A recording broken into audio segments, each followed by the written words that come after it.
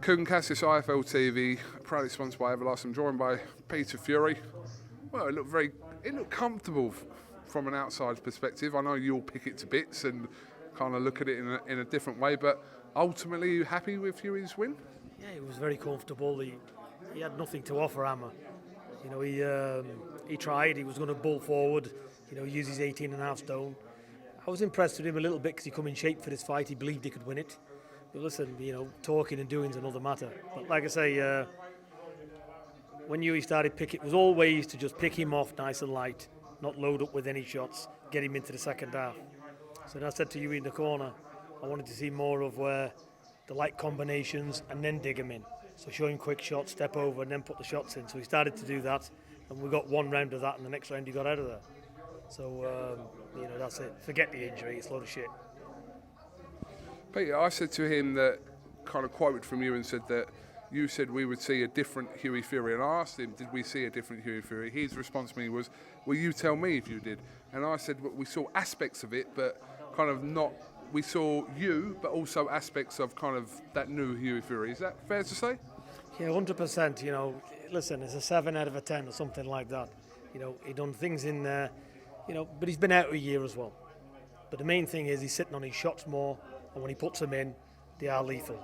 But for me, he's still got a few things to work on there, so he'll keep grinding away. But look, let's just face it, you're fighting quality opposition here. You know, they don't fall over. You know, he's just gone 10 rounds with Yoker, hasn't he? You know, so, you know, like I say, you know, he got him out of there. And I think if it would have went on 1 or 2 rounds, he'd have had a devastating knockout. Another thing we talked about, when you kind of look at, and I know it's repeated in a certain aspect, but going out to Bulgaria to fight Pulev, the Joseph Parker fight, but it feels like now he's still kind of coming under the radar and will kind of at some point seize his opportunity. He'll seize his opportunity. Look, these are Hughie is a very unorthodox heavyweight. You can look at it in there and think, yeah, this guy's no problem. You know, it's half easy looking at it. It's so relaxed. You've only got to ask the opponents what they like in front of him. You know, he can hit, he can punch, and he's a good boxer as well. So I was impressed with what he did. He was relaxed. Never got out of second gear, to be honest.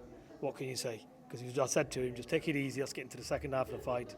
But I did start saying to him, start picking your shots, light shots. Don't look to throw heavy shots on the outside. Get in, throw combinations, then start putting the shots in. So, and he started to do that, and it was looking good. We know that, well, we're assuming that he'll be out before the year's out because obviously we're at the middle of October now, and like you said, hasn't come out of second gear tonight, but we're assuming that his next opponent, you're going to look to step it up from a quality operator in Hammer as well. Yeah, 100%. We've got to look who we can get now. We'll sit down and see who we can get. He's on again the 11th of December. So let's have another good performance. And, you know, look, he needs to be stopping people, and he will be doing.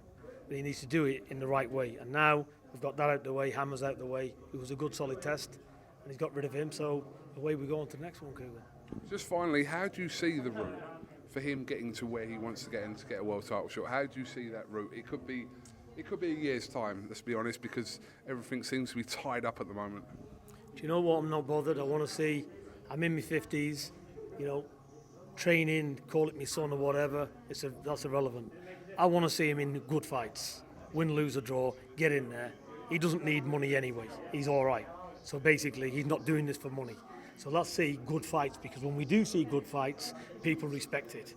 We're not interested in a path to a world title. He'll fight anybody. Let's get somebody else in there. And even without a belt, people can say, this kid's a world champion, or he's not. So that's it. We don't need belts, do we? We need people to fight each other. So the belts are tied up, so nobody's going to be doing anything.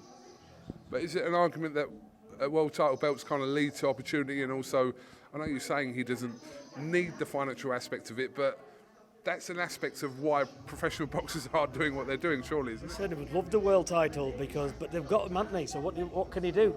There's nothing he can do about it. He's just got to keep busy and keep fighting whoever he can get, you know?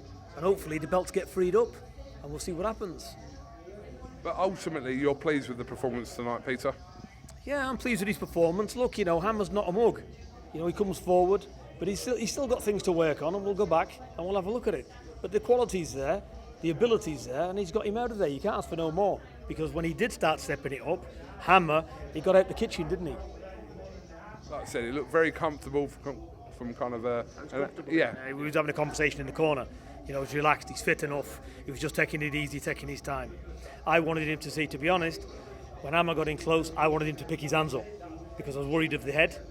And the heads come close, very close together at times. So he just needs to listen a little bit more.